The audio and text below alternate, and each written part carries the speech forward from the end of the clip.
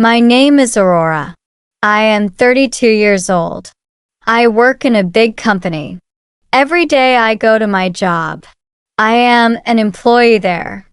I do not have a lot of money, but I always make sure my clothes are clean. I like to look neat and tidy. Some people say I am pretty, but I do not like it when people give me too much attention. I just want to do my work. Then I want to go home. I do not want any problems at work. My job is important to me. My boss's name is Theodore. He is 40 years old. He always wears nice suits. Theodore is a very serious man. He does not smile much, but sometimes he smiles at me. I try not to think about these smiles. But Theodore started coming to my desk every day. He would ask about my work. But that wasn't the only reason he came. I felt his eyes on me. It made me feel uncomfortable. One afternoon, he stood at my desk. He looked at me and said, "Aurora, you work very hard here. You always do good work. You deserve more for your hard work." I smiled and said, "Thank you, Theodore." But inside, I did not feel happy. That night, I could not sleep well. I thought about Theodore. Why did he say that? What did he mean by "you deserve more"? The next week, Theodore called me to his office. My heart beat fast as I walked there. I thought maybe I did something wrong. When I sat down, he said, "Aurora, I want to talk about your salary." I felt a little happy. A salary increase would help me a lot. He said, "You are one of the best workers in this company. You do excellent work every day. You truly deserve a raise." I felt happy. Theodore looked at me for a moment. Then he said, "Maybe we can talk about this more at dinner. We can discuss your new salary there." I did not know what to say. Dinner with my boss. Was this a good idea? I did not want to say no to my boss.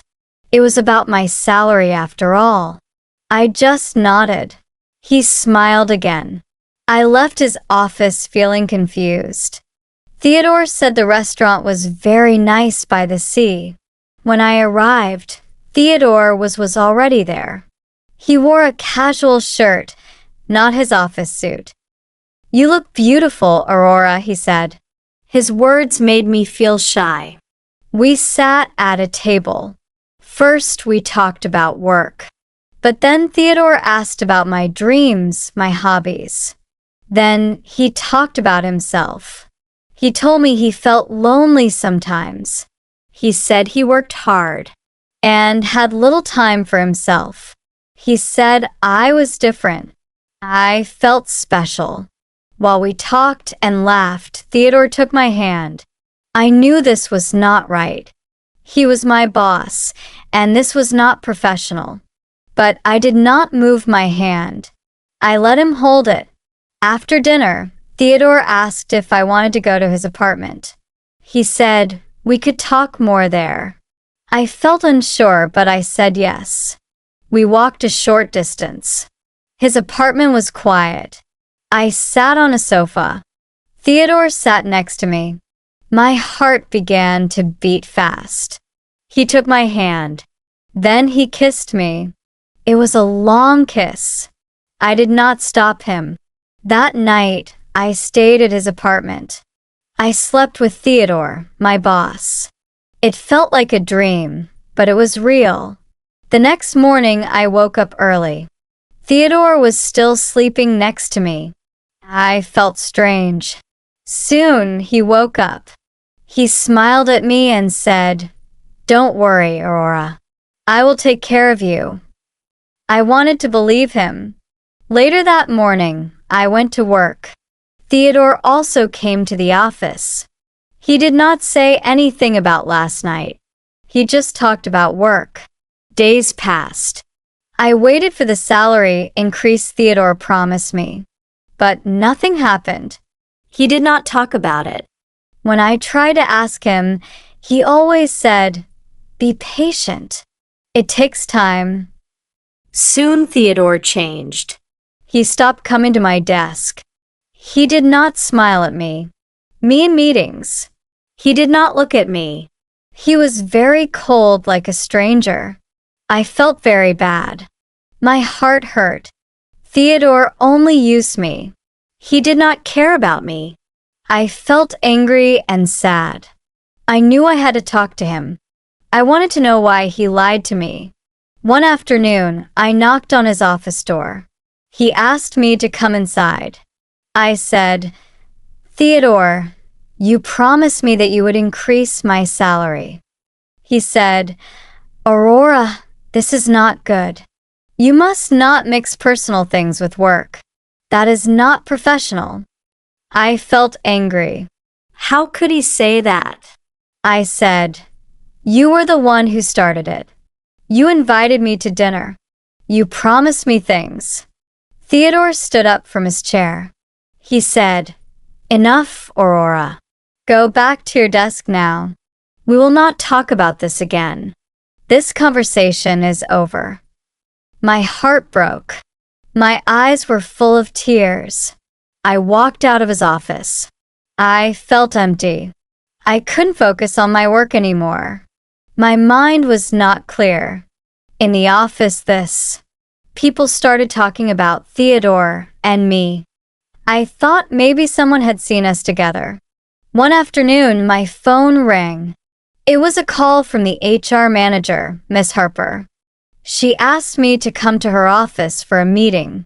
When I sat in front of Miss Harper, she looked serious. She asked me about my relationship with Theodore. I wanted to say nothing, but then I remembered his fake promises. I told Miss Harper everything. She listened carefully.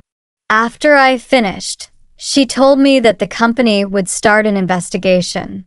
Theodore said that I was lying, but the HR team found messages he had sent to me. Theodore was fired from the company. He was gone, but my life did not become easier. In fact, it became much harder. My colleagues thought I was the reason Theodore lost his job. They called me bad names. Every day at work was difficult. I did not want to go to the office. Few weeks later, I received a letter from the company. It said that I could not work there anymore. They wanted to protect company, his image. I could not believe what I just read. I had lost my job. No one said goodbye to me. No one looked at me as I left. I had no job, no plan. When I arrived at my apartment, I sat down and cried. I cried for many hours. I felt very angry. I was angry at Theodore, But I was also angry at myself. why did I believe him? Why did I not stop it? I had lost everything. A month passed after I lost my job. It was a difficult time. I felt sad and worried. Finding a new job was not easy. I sent my CV to make companies. Finally, I got a job in a company. My new boss, Mr. Terry, was respectful. He talked only about work. I felt safe and comfortable here. I worked hard at my new job. My new boss praised me for my good work. Before, I sometimes felt that I needed someone else to take care of me, but now I can take care of myself. I had learned to protect myself and to stand up for what was right. I knew my worth, and that was the most important lesson of all. If you like this story, please like, comment, share, and subscribe my English Story Hub. Thanks for watching.